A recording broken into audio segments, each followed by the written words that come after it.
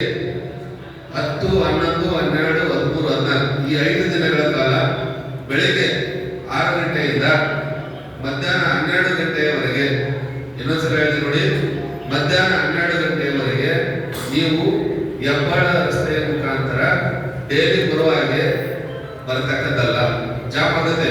ಯಾಕಂತ ಹೇಳಿದ್ರೆ air show ನೋಡಕ್ಕೆ ಸುಮಾರು ಜನ ಬರ್ತಾರೆ, ವೆಹಿಕಲ್ ಬರ್ತವೆ, ಹಂಗಾಗಿ ನಿಮ್ ಜಾಮ್ ಆಗುತ್ತೆ. ನಿಮ್ ಜಾಮ್ ಆದ್ರೆ ಏನಾಗುತ್ತೆ, ಫ್ಲೈಟ್ ಮಿಸ್ ಆಗುತ್ತೆ, ಟೈಮ್ ಇದಾಗುತ್ತೆ, ಫ್ಲೈಟ್ ಮಿಸ್ ಆಗುತ್ತೆ. ಆ ಕಾರಣಕ್ಕಾಗಿ ಎಲ್ಲ ದಯವಿಟ್ಟು ಅರ್ಥ ಮಾಡ್ಕೊಳ್ಳಿ. ಆ ರೋಡನ್ನ ಮಧ್ಯಾಹ್ನ 12 ಗಂಟೆವರೆಗೂ ಯೂಸ್ ಮಾಡೋದು ಬೇಡ. ಯಾವಾಗ?